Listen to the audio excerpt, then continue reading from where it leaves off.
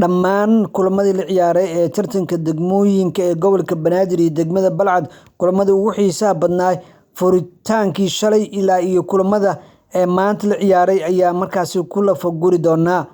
Haddii shalay degmada Hiirwa iyo sidoo kale degmada Gubadley ee gobolka Banaadir ay barbaro ku baxeen, maanta waa ay ka duwan tahay oo markaasi degmo badan oo la filayay sanadkan inay guulo gaaraan ayaa guuldaro kala kulmay xilli ciyaareedkan ee tartanka degmooyinka gobolka Banaadir, iyadoona markaasi ay iskaga hor yimaadeen degmooyinka waaweyn ee xilli ciyaareedkani. Weli labada degmo ee Hiirwa iyo sidoo kale degmada Gubadley waxa ay haystaan fursad ay markaasi ay ku heli karaan in natiijo wanaagsan ay ka keenaan kulamada kale ee degmooyinka gobolka Banaadir ee la ciyaari doono, iyagoona gruubka ay markaasi aad u adag yahay xilli ciyaareedkan oo markaasi min 5 kooxood ay markaasi ku wada jiraan oo la doonayo.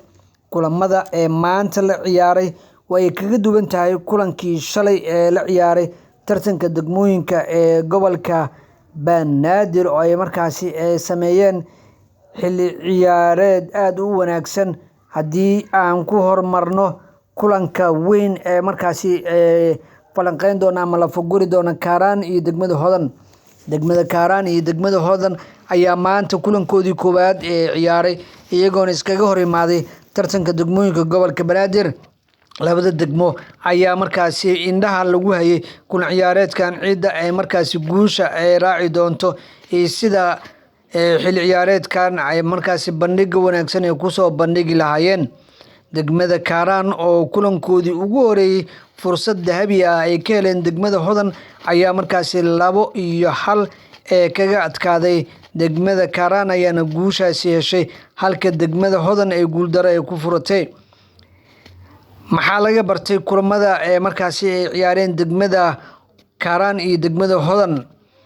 Degmada Kaaraan oo markaasi ka mid ah degmooyinka sanadkan sida weyn ugu soo dhex muuqday tartanka degmooyinka gobolka Banaadir ayaa markaasi haminaysa sanadkan inay koobkan gacanta ku dhigaan, iyagoona kula loolami doona 20 degmo ee gobolka Banaadir iyo degmada Balcad oo sanadkan marti ku ah, horena ugu soo qayb gashay tartanka, waxayna doonayaan in markaasi ay koobkan hantaan. Natiijadoodu waxay tahay markaasi 80% inay markaa Kaaraan wax badan iska bedeli karto xilli ciyaareedkan, waana degmooyinka la filayo in isbedel wanaagsan ay ka sameeyeen.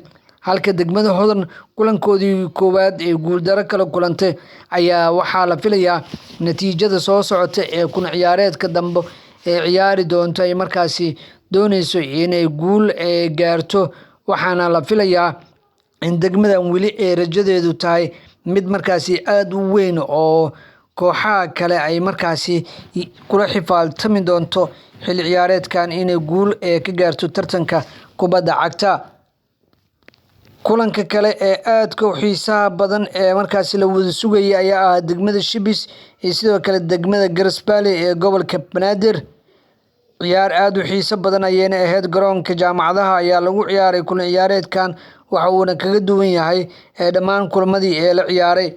Degmada Shibis oo ka mid ah degmooyinka tartanka kubadda cagta marka la eego ay markaasi guulo waaweyn ay ka gaaraan ayaa durbadiiba kulanka maanta waxa ay markaasi wajagabax kala kulantay degmada Garsbaale ee gobolka Banaadir oo sanadkan iyadana noqotay degmo markaasi si rasmi ah loo aqoonsaday, maadaama horey ay markaasi u ahayd deegaan ay markaasi ku ciyaarayeen. Shibis ayaa 1 gool iyo waxba looga adkaaday ciyaartooydooda, iyagoo sameeyay fursado badan oo la isdhihi karay goolo ayay u dhigi karaan. Shibis rajadeedu weli ma xuma, waxa ay markaasi rajeynaysaa in xilli ciyaareedkan isbedel weyn ay sameyso. Halka degmada Garsbaale horey dhibcahooda lagu tashan jiray, sanadkan iyada ayaa dhibcaheeda ku tashanaysa oo doonaysa in tartankan ay wax badan ka bedesho, iyadoona diyaargarow xoogan ay u galeen xilli ciyaareedkani. Degmada Garsbaale horey waxay ugu hari jirtay gruubyada, ma aysan u soo gudbin xilli ciyaareedyadii ay ciyaaraysay, laakiin sanadkan 3 dhibco ugu horeysay ayay markaasi qaateen koox aan dhibceeda markaasi si dhib ah lagu qaadi karin ayay noqotay. Waa koox aad isku soo adkeysay. Labada koox rajadoodu ma xuma. Waxaa la sugayaa in labada kooxoodba ay sameeyaan dadaal iyo juhdi ay ku bixiyaan. Rajadooduna waa markaasi mid siman. Cidda soo bixi karto waxay ku xiran tahay qaab ciyaareedka iyo guulaha sida u raadin karaan marka la fiiriyo. Haddii aan eegno Shibis oo dhibano u noqotay galabta Garas Bale, xagee ay gaari karaan xilli ciyaareedkan? Weli calaamad su'aal ayaa saaran oo kulankoodii koowaad waa markaasi laga adkaaday. Sanadkii 2023 group stage-ka ayay ku hartay. Sanadka 2022 way soo gudubtay.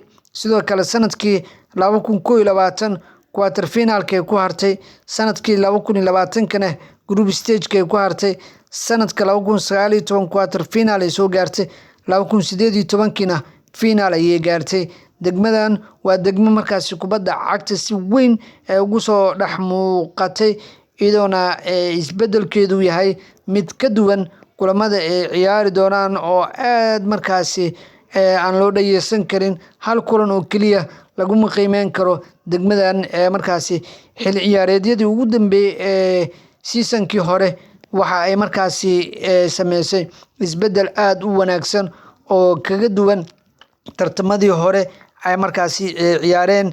Haddii aan eegno iyadana degmada Daarusalaam saddexda xilli ciyaareed ay markaasi ciyaartay. Sanadka 2024 waxa ay markaasi gaartay guusha ugu horeysay oo markaasi gaartay.